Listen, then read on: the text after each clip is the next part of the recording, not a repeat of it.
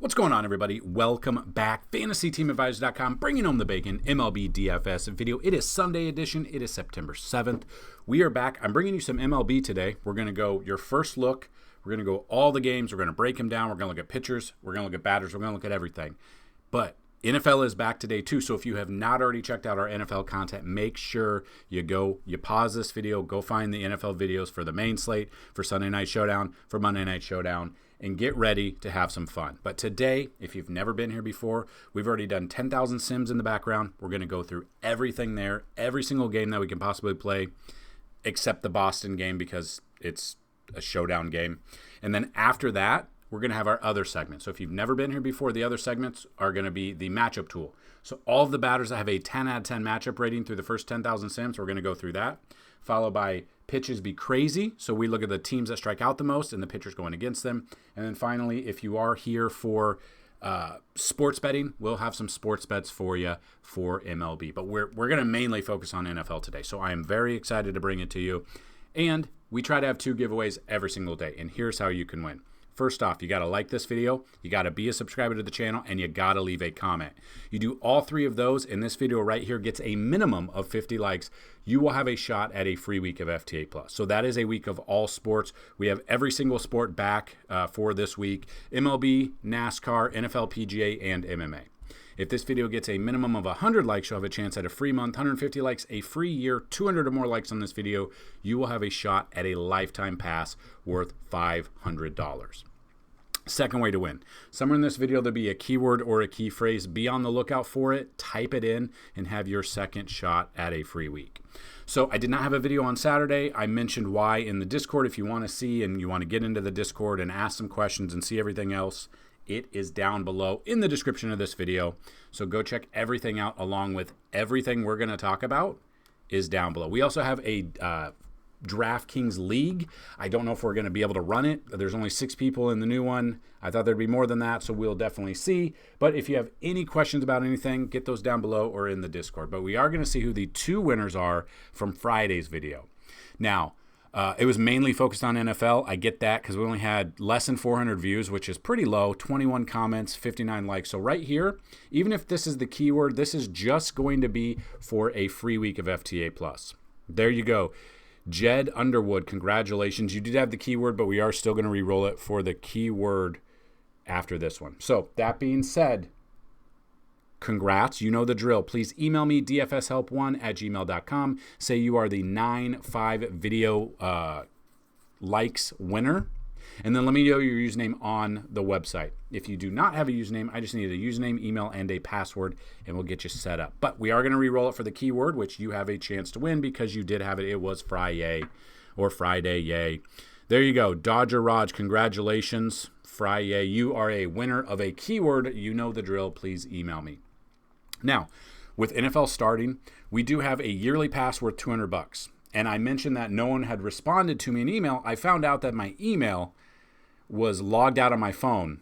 So I have gotten back to every single person that's emailed me about the free or the reduced rate. So instead of $200 for a yearly pass, if you email me today, today's the last day, dfshelp1@gmail.com, email me and say you are interested in the free or the $75 yearly pass, and I will get you set up. That is my bad. I didn't realize it was logged out. I wondered why no one was emailing me. So I've gotten back to everybody. If you are interested, instead of $200, get it for $75, email me right now.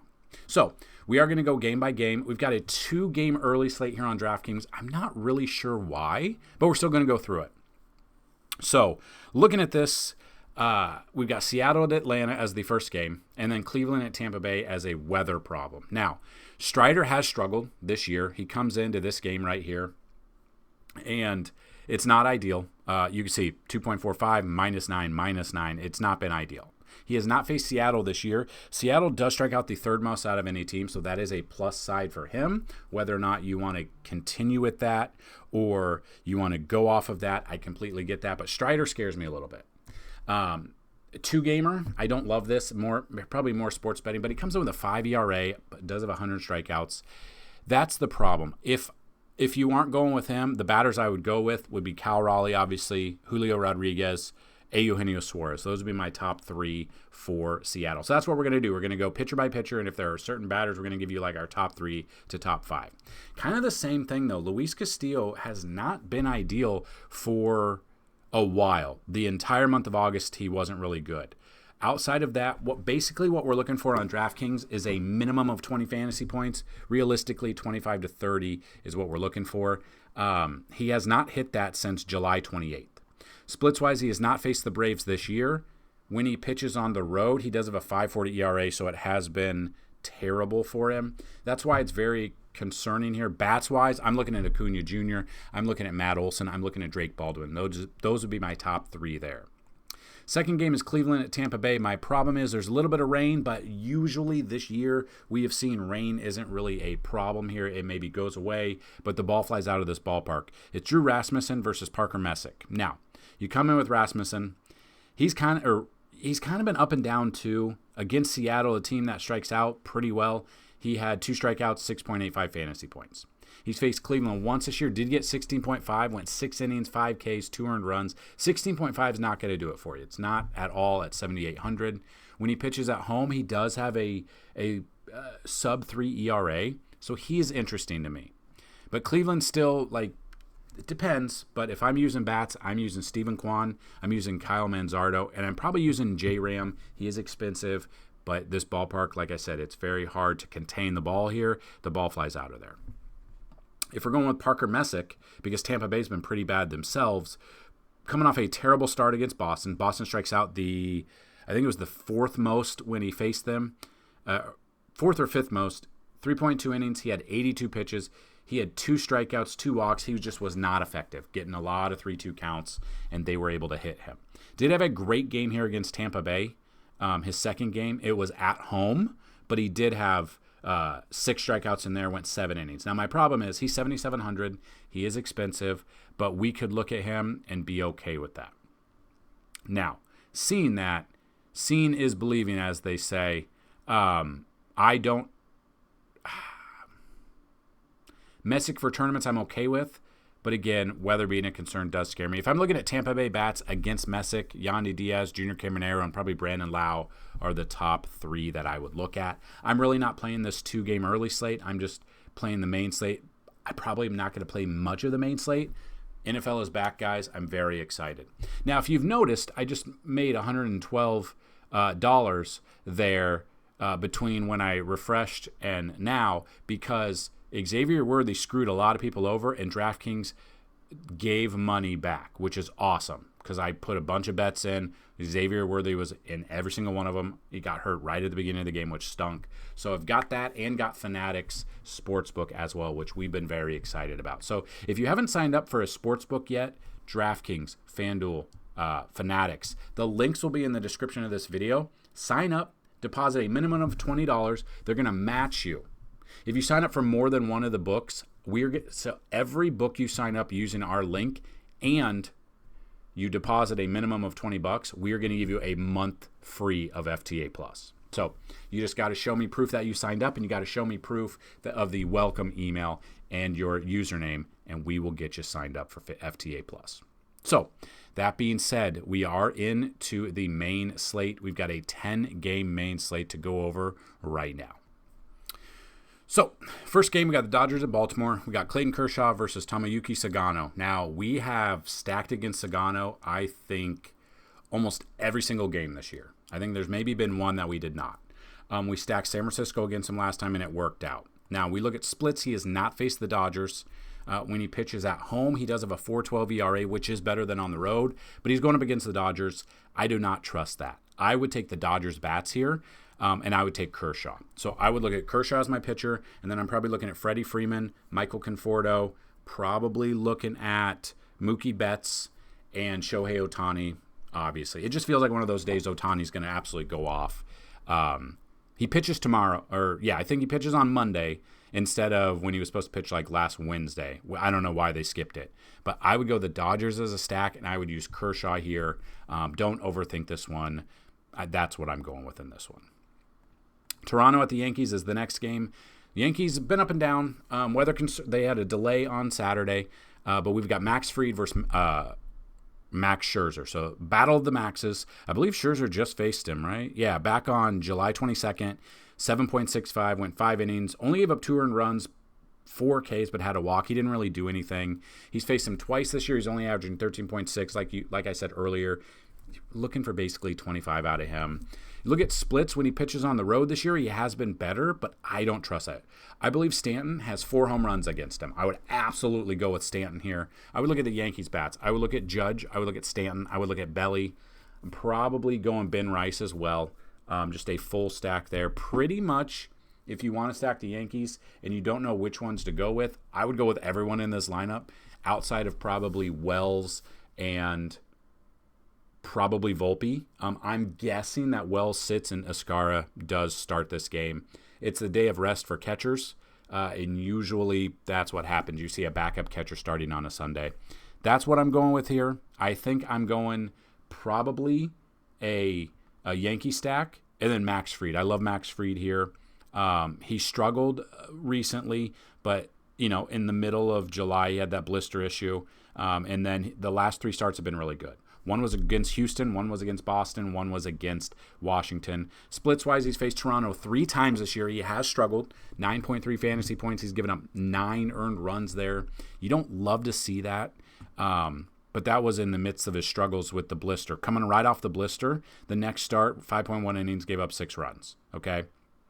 I think he bounces back. I look for that to bounce back. If you are going Toronto bats against him, I mean, George Springer's been absolutely on fire. I would look at Vladdy. I would look at Addison Barger. And I'm probably looking at, if you want a cheaper one and he does start, Ernie Clement makes a lot of sense for me as well. But in my mind, and this is where I'll tell you, if I'm wrong, I'm wrong. But this is what I'm going with if I were to build Yankees and Max Fried in this one here. Now, we're going to do the keyword early today because maybe you guys are ready for it. But the keyword is going to be rest because today is the day of rest. It's Sunday, but we've also got NFL. That being said, we'll move on to the next game. Milwaukee at Pittsburgh is the next game up on the docket. So here's the problem. It is not 100% confirmed that is Ladzinski and Chandler, but it is their turn in the rotation. That being said, it's going to be Chandler as the long relief, but we do not know what he's going to do here against Milwaukee. Obviously, Milwaukee is the better team. He came in against the Dodgers, went 4 innings, 3 earned runs, 9.4 fantasy points.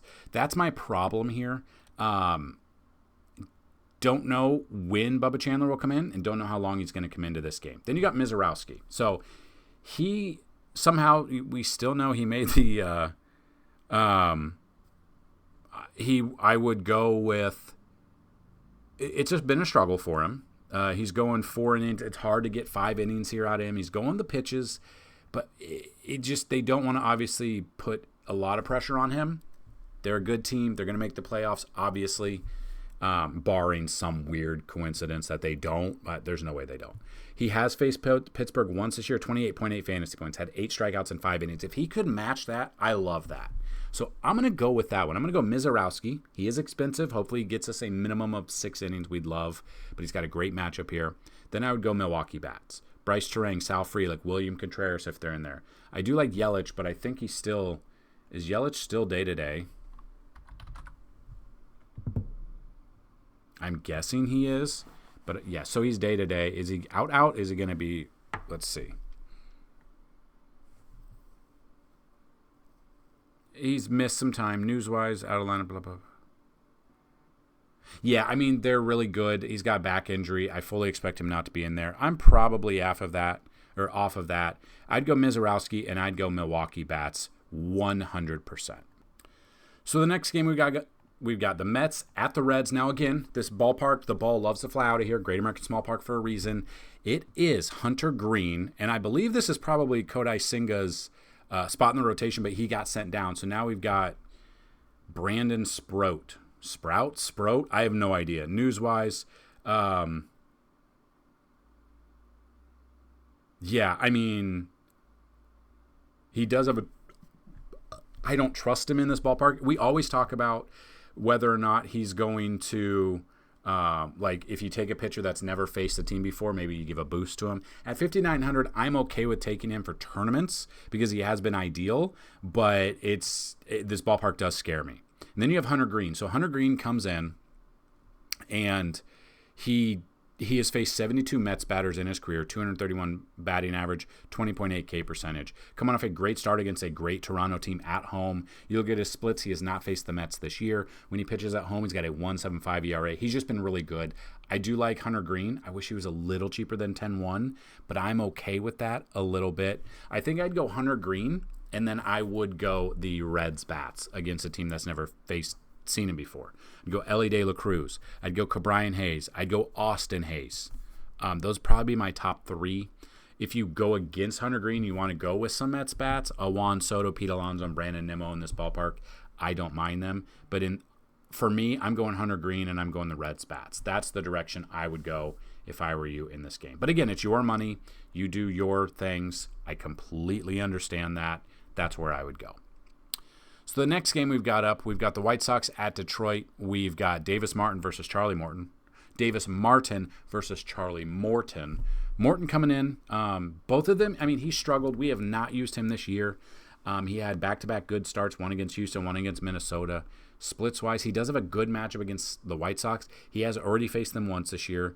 He has 28.8 fantasy points. He went 6.2 innings with 7 Ks.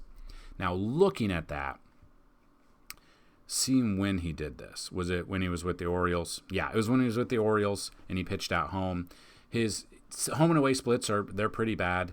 Tournaments, I'm okay with him because he's already had success and he's under 8K. He's only averaging 11.2.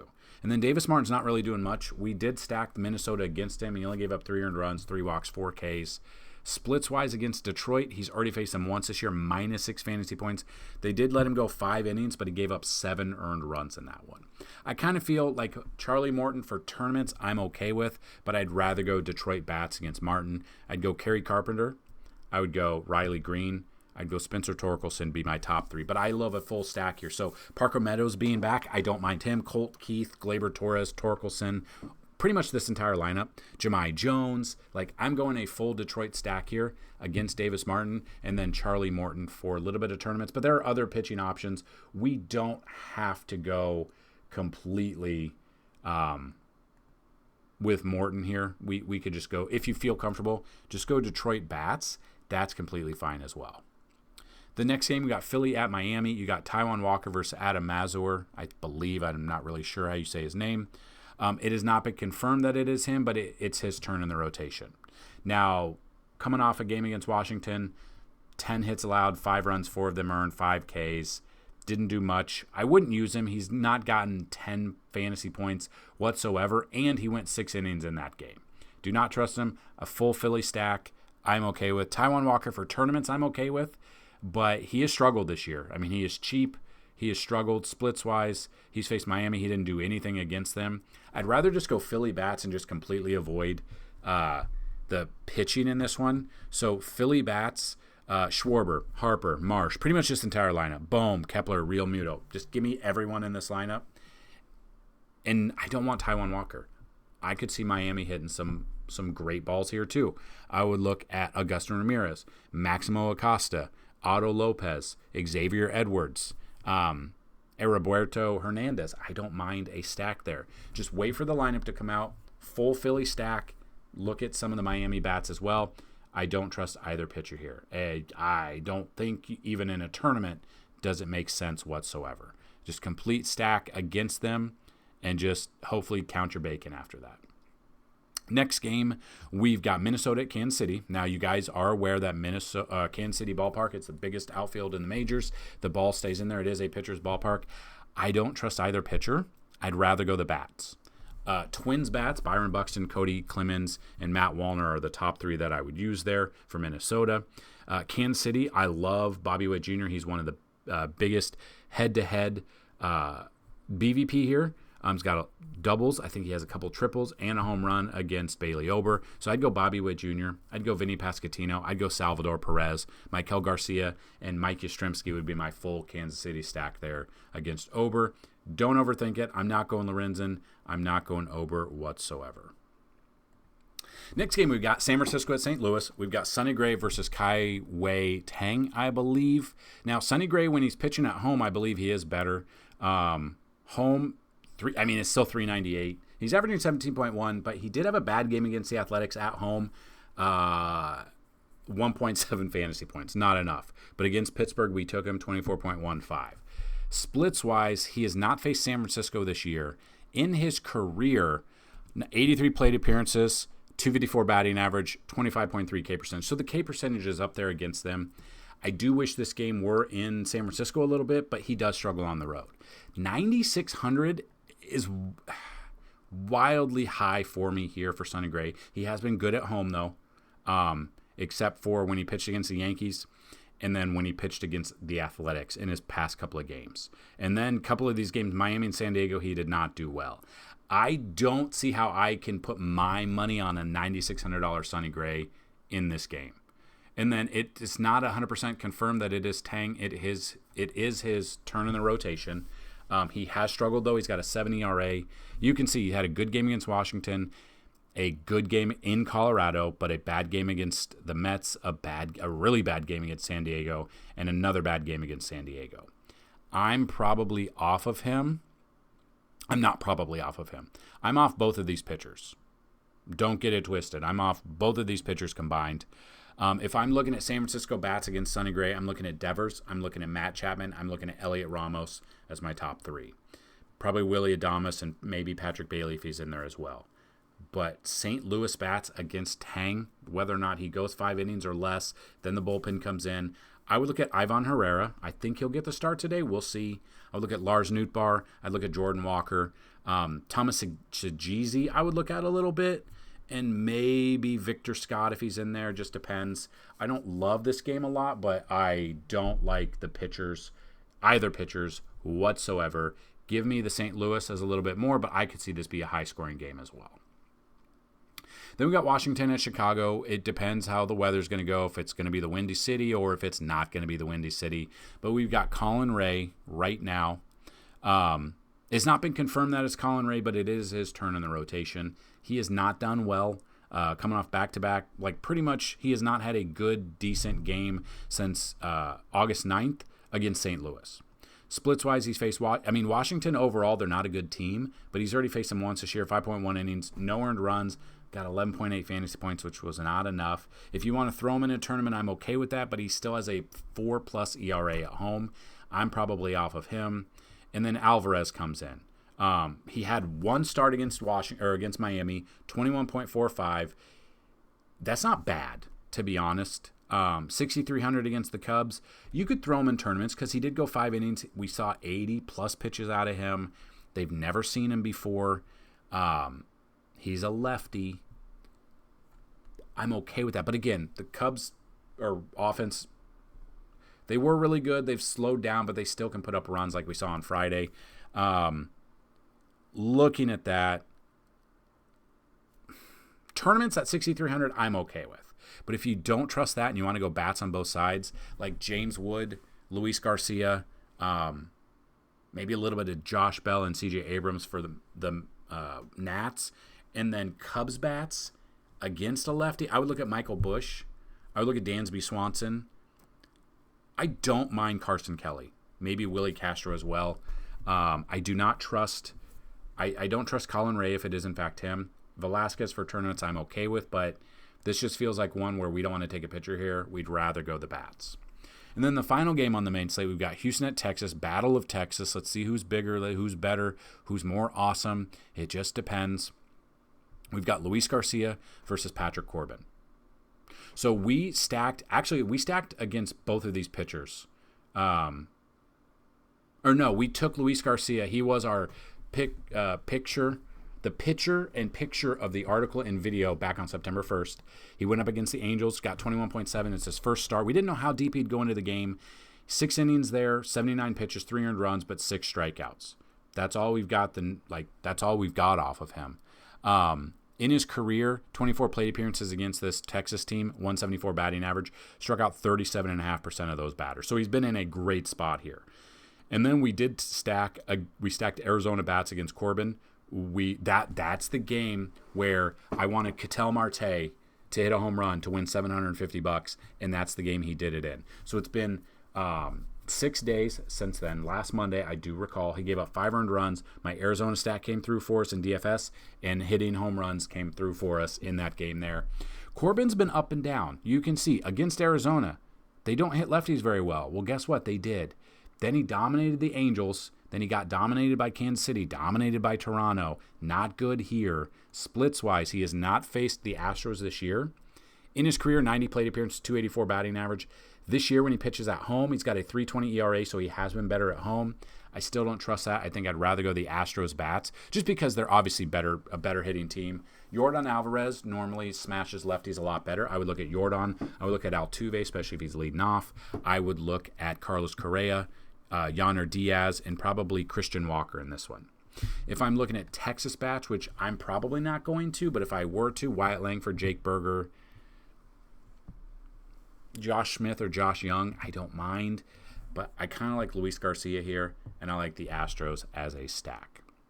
So that's your main slate done. Then we got a 3-game afternoon slate. Normally we do not have a Colorado game, a home game, on this slate. It's usually split up, but because of how the slate is picked, because NFL is back here, we do have San Diego and Colorado in this one, which is great. And we have Boston and Arizona as well, because there is no Sunday night baseball game the first Sunday of the NFL season.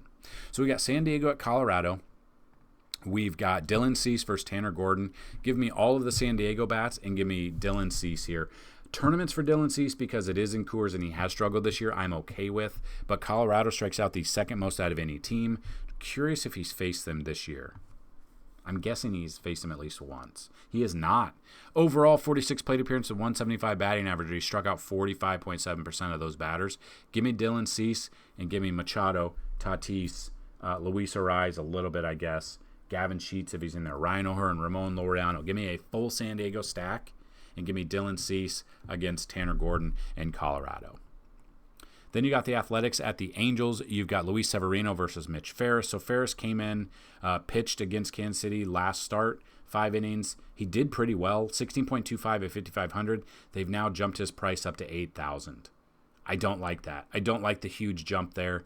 You could throw him in tournaments because they've never seen him before, and he had a decent outing, but he only had 3 strikeouts. Going up against the Athletics, I know it's if it was in Sacramento, I'd like a little bit more.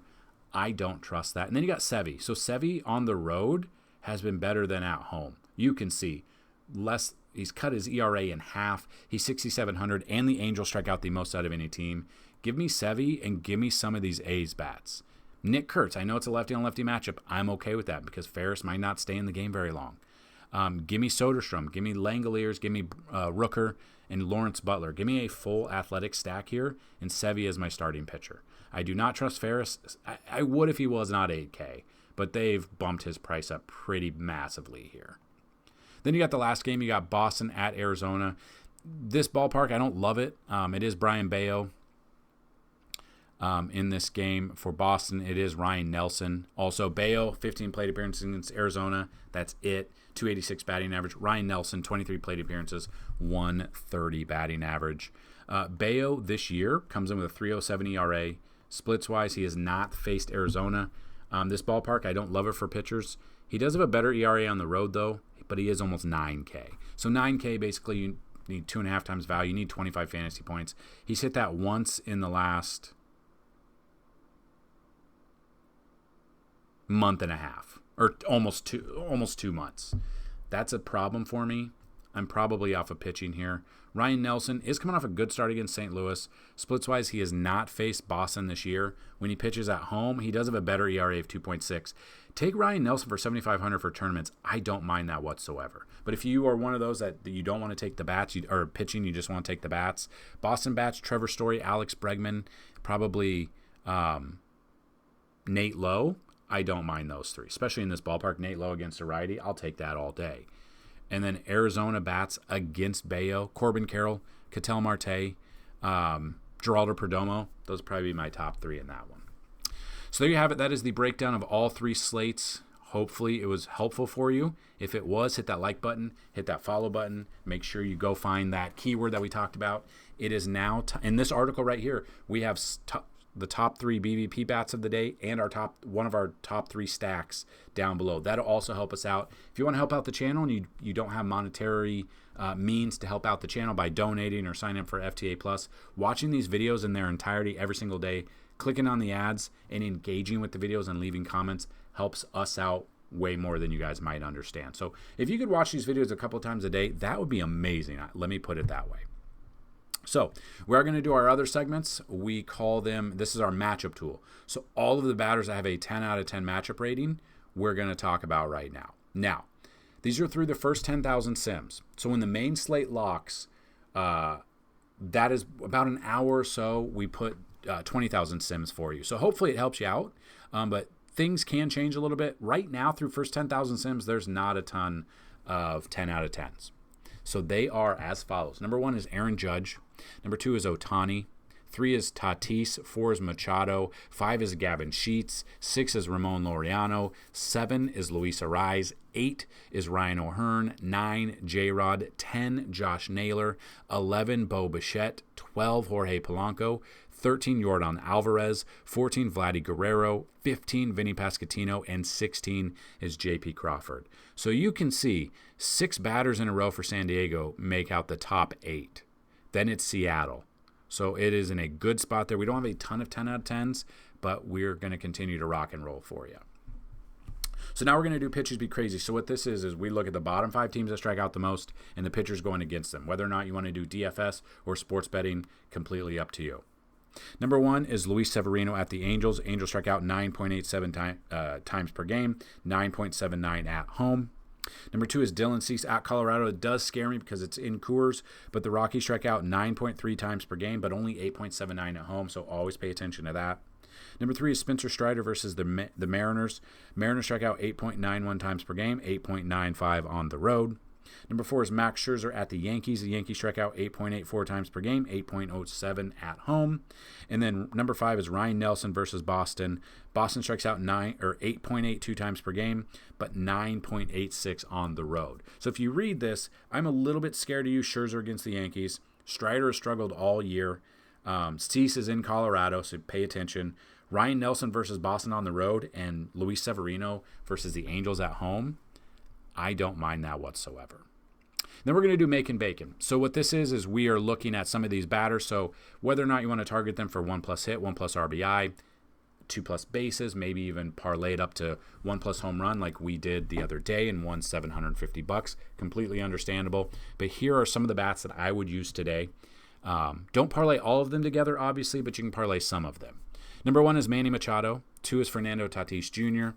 3 is Aaron Judge. 4 is Shohei Ohtani. 5 is Ryan O'Hearn. 6 is J-Rod. 7 is Cal Raleigh. 8 is Gavin Sheets. 9 is Ramon Laureano. 10 is Junior Caminero. 11 is Josh Naylor. 12 is Byron Buxton. 13, Freddie Freeman. 14, Vinny Pasquantino. And 15 is Mookie Betts versus Tomoyuki Sagano. So we have 15 batters you could look at. Those are just some of them. If you want to see other plays, under the MLB tab here, we've got it for you at the very bottom called Sports Bet or Prop Bets. We've got it for you there. So those are the batters. And then if you do want to look at some of these pitchers, and these are just some of your books are going to have some of these alt strikeout lines, some might not. Number 1 is Dylan Cease. I would look at maybe like 8+ strikeouts out of him, but again, be cautious with this one because it is Coors. Number 2 is Luis Severino versus the Angels. I would look at 5 or 6+ strikeouts. Number 3 is Ryan Nelson versus Boston. I would look at 5 or 6 strikeouts there. Charlie Morton versus the White Sox. I would look at 5+ or maybe 6+ strikeouts. And finally, Max Fried versus Toronto. I would look at 5+ or maybe 6+ strikeouts to tease it up to 6. So that's what we've got for you for this MLB slate today. We're going to rock and roll with everything else.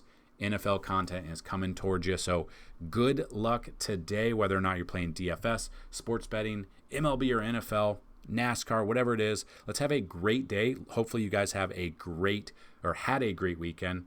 Good luck. And as always, let's bring home some bacon. Peace.